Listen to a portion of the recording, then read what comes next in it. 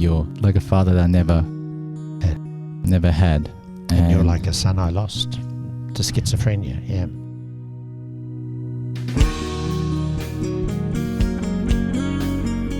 Welcome, my beautiful dad, Neville Christie. I'm so happy that you're here. And I'm delighted to be here. My lovely son, Berlin, yes, who's stressed out of his mind at the moment. Many years ago, I went to York Butter Factory. Yep. I was part of a startup.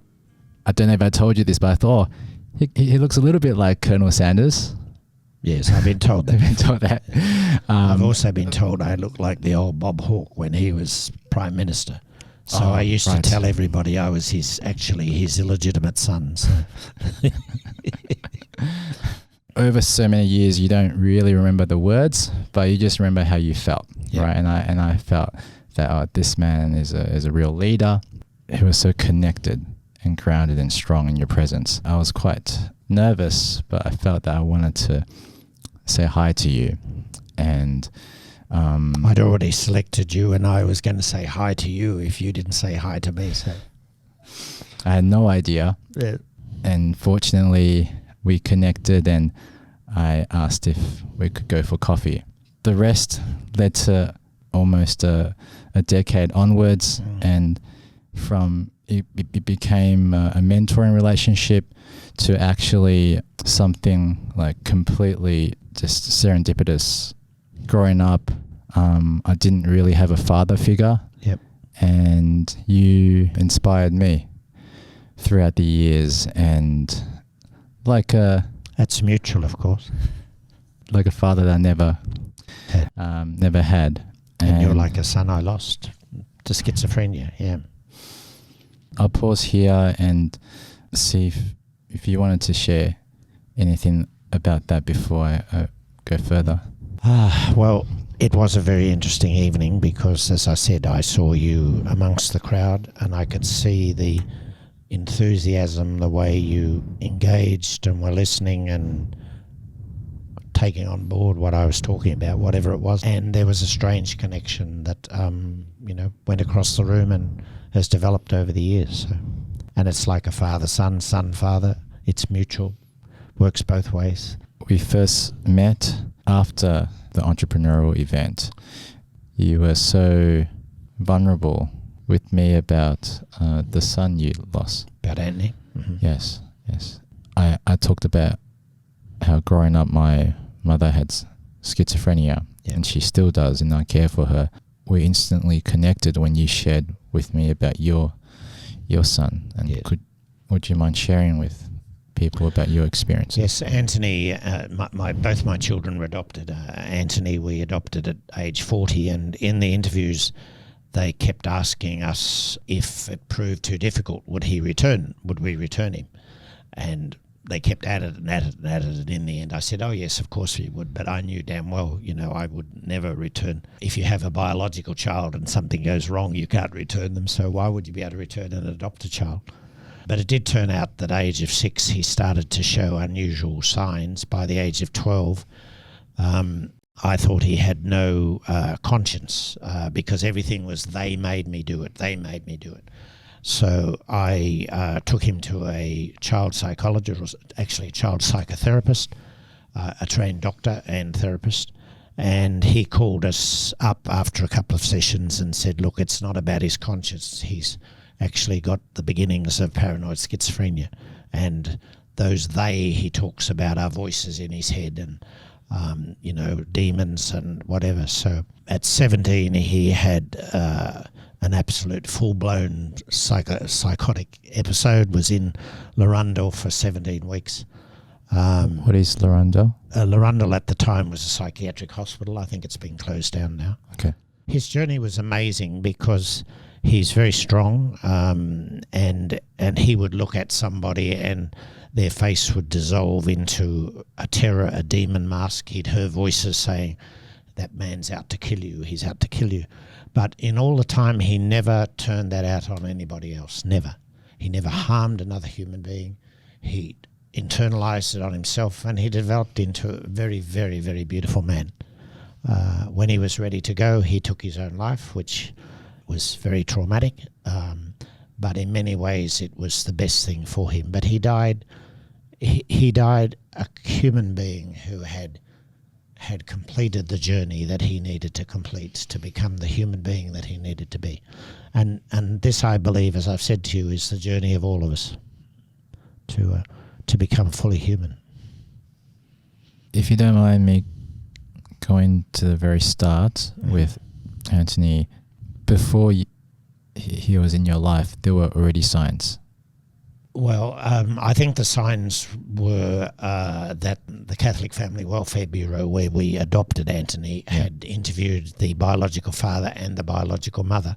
And the biological mother, who was only 15, had spent most of the time in the Catholic home while she was pregnant. So they got to know her pretty well.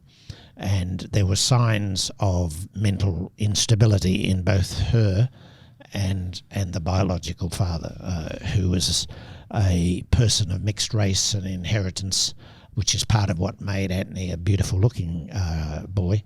But he had a lot of cultural and mental hang-ups of various sorts. So they were predicting that Antony might have inherited mental issues.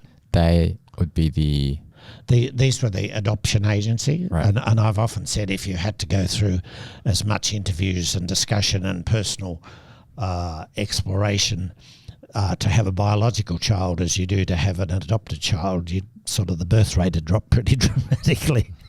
So it's a pretty thorough investigation that you have. Do you think that how the parents are have a very significant influence on the child? Yes, as I get older, early in my days, I used to believe that we were totally free will and totally, we could be anything we wanted to be.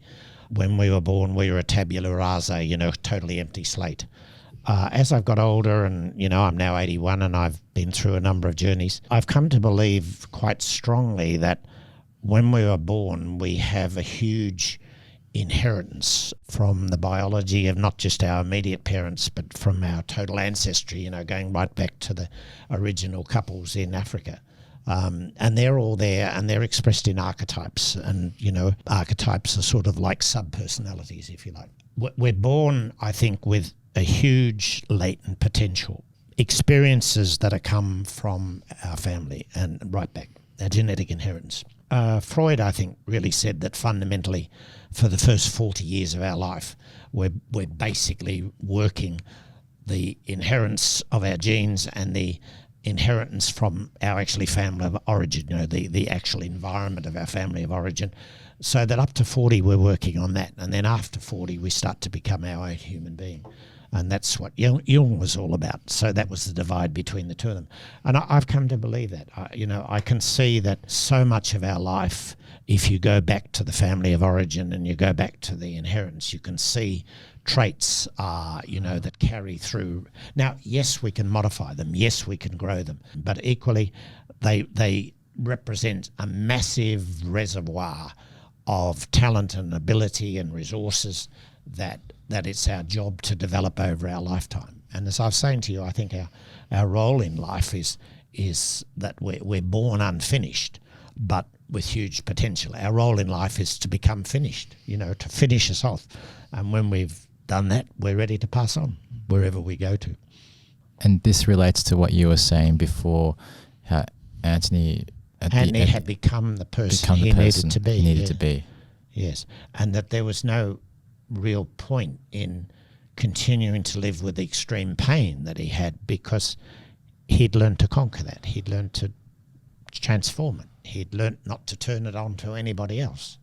Your son, Antony, who you loved so dearly, and to lose him is just so devastating. And for you never recover because it's unnatural, if you like. The natural order of things is that you go first and, your children go later. And if your children predecease you for whatever reason, it's like the natural order is upset. And that has rippling on effects, of course. Yeah, there isn't a day go by where I don't miss him. Forgive me for saying this. I feel it's kind of rare, unnatural for someone who's been through so much as you that you speak about this with so much peace? I wouldn't say it's peace in the normal sense of peace. I'd say it's transcendence. Like, I've learnt by living with that experience day in, day out, not to let it conquer me. I remember the incident of learning about Antony's death was quite traumatic, that I'd woken up in the morning, age 50, and I suddenly collapsed on the floor, and my wife called the ambulance, and I was taken to Epworth Hospital and diagnosed at my late age of having appendicitis. So I'm in a room of 4 with a number of people with a morphine drip in, waiting to go into the surgery to be operated on. And a nurse came in and said, "There's some people out here to see you." So I walked out with the drip, and I saw my wife and stepdaughter looking strained, and I knew immediately it was Antony. And then I saw the policeman, and we went into a private room, and I said to him, "Antony?" And he said, "Yes." And I said, "Dead?" And he said, "Yes." And I said, "Suicide?" And he said, "Yes." And I said, "Fuck," and just started crying. That was like hitting rock bottom, but I didn't evaporate as a human being. I didn't go into the quicksand. I didn't fall apart. And to reach that sense of stability in yourself, you know, that as a person I can stand on a rock and I can rebuild from there, is an extraordinarily important reason, you know, because like we all face, life is difficult and we all face traumatic events. It's really how we let those events shape us that makes us, you know, get better or get worse. So the pain remains, you know, I still care for him. I still wish he were with me. But it's about transcending it, you know, getting on top of it, if you like, not letting you become bitter or twisted or angry. That's different, I think, from peace. As a caregiver, I learnt a lot from you in how you embraced Antony's talents, the delusions that come with schizophrenia. Yep. You allowed him to express it, yes, then deny it. I've struggled for my whole life in trying to care for my mother. Yes. Where as a child, I believed what my mum said, where the voices were saying we were destined for greatness, or large sums of money were coming, or we're going to build churches, or people were going to kill us. I believe all of that. Yeah. And then as I grew up, I questioned her. And just as well, yeah.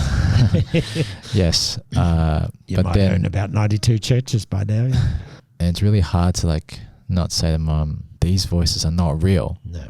Don't listen to them. Yeah. And I never said that to Antony. Yeah. I said those voices are real for you, but you have a choice. You can listen to the voices, you can turn them down like a radio, you know, knob, or you can turn them up. And he said, "Oh, yes, Dad. Well, sometimes I like them." I said, "Fine, you know, keeps you company. Turn them up." So rather than deny them, because for him they're real, they are real. So what we said is, you know, learn how to turn them down, turn them up, and play with them. There was one really monumental event that was changing, and that is one day he and I were sitting together drinking coffee on the table, and he said, "Dad, can you see all the faces on the table?" And I said, "No, I can't, but can you?" And he said, "Yes." So I said, "If I got you some tracing paper, could you draw them?" And he said, "Yes." So I raced down to the shop and bought some tracing paper and pencils and brought them down. And he just sat there at the table and he traced the faces that he could see. And they're quite amazing to me because they were faces, like they were blobs of, I don't know, blobs from his mind, but they had eyes and they looked like people and they looked pretty sinister. And I'm getting a bit teary just at the thought of it. But it gave me a really insight that this was real. He saw this. It wasn't a figment of his imagination, if you like, in that sense. So over time, I'd get him coloured pencils and paper, and he'd start doing more of the drawings. And the drawings to start with were all ugly and evil and really bad stuff. But we talk about it and say, well, you know, would you rather this person, you know, would you like to turn up the bad side of this person, or would you like to turn up the good side of this person. And he said, I'd like it to be a rainbow, Dad. So well, let's draw some rainbows. So, and then, what do you think about his heart? Is it black? Well, it's been black, Dad, but it would be nice if it was a loving heart. So we draw the two hearts. We draw the black heart on one side and we draw a loving heart. And he did all this, I didn't. And he'd radiate. And over the period, the drawings changed and transformed. So at the time of his death, his drawings were all about people with rainbows and love and bonding. And he was doing that at the care centre. He was reaching out to people and helping them, heal and helping them come to terms with the reality of this bloody awful sickness, but not by denying it, by saying it is real for you. You must have been so proud of him. I am. How did this enrich your life as you got to understand his world more? Well, I think a really good friend said it quite well in a way, that when Antony died, she said, you and Margaret, my wife, you've shown Antony positive, unremitting love. Like, it's easy to love people who are wonderful and, terrific like you, but it's not so easy to love people who are tormented and terrified.